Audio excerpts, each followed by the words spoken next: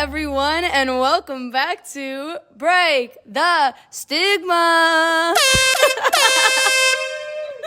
I'm your host, Andrea Toledo, and I'll be guiding you through this wild ride tonight. Hope y'all are doing fantastic.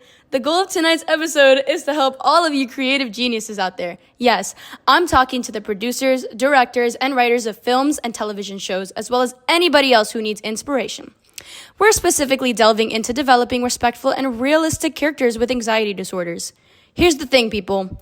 Characters that suffer from anxiety are more than just the quirky, crazy, comedic relief or the completely dysfunctional disaster. So why do we keep portraying them as such? Let's get it together, okay? Now, I got a super awesome guest joining me today. She's a junior at Florida State University that has extensive knowledge on the topic of mental health. Here to share her personal experiences and any wisdom she has to offer, here's Caitlin McKeever.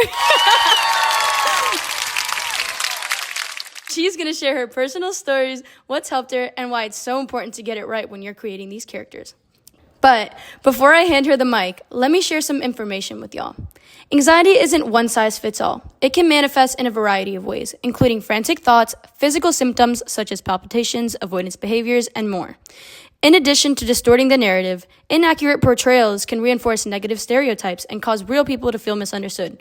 And we're not here for that, okay? We're here to educate, inspire, and break the stigma. And here's our guest now, Caitlin. Hey, what's up, guys? Thanks for having me. All right, how are you today? How are you feeling? I'm good. All right, so you've had personal experience with anxiety, right? Yes, I have. All right, and being someone that has had personal experience with anxiety, how would you say it's portrayed in the media?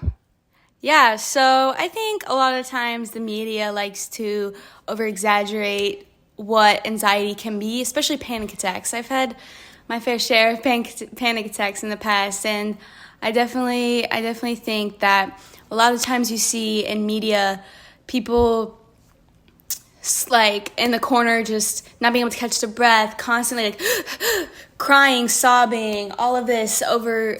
And while that can happen, that does happen. I think I've experienced, and many people have experienced panic attacks where they're silent, and you just from one looking at them from a glance, you wouldn't think they're having a panic attack.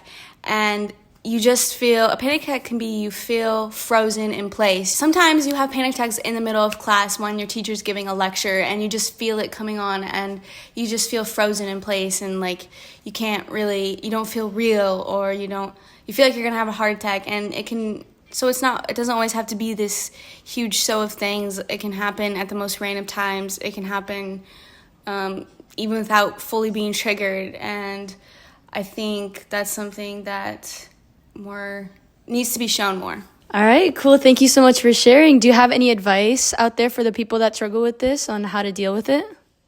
Yeah, so in my experience, I've had several panic attacks at school, and it can be hard because you don't want to have a panic attack in front of other people, or in order to calm down and really get out of the headspace you're in, it can be overwhelming if there's other people in the room. So usually what I would do is I would go to the bathroom and I would just try to like calm my thoughts, sit down, even though it's kind of gross sitting on the bathroom floor.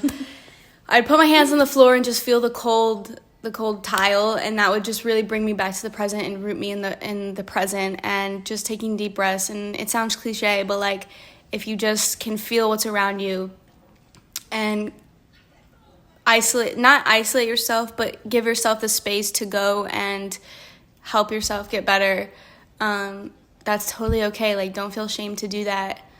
And yeah, it's really brave to fight through panic attacks in public, and it can be hard, but you can get through it. And I've gone through it, and you can get through it. You got it. Just keep fighting and break the stigma. Yeah! Wow, that was incredible. Your story and knowledge will resonate with a lot of people, and I hope it will motivate some of you TV and movie show creators to do better. Thank you very much for sharing it, because ultimately, creating authentic characters makes us all feel heard and understood. And isn't that the main purpose of storytelling?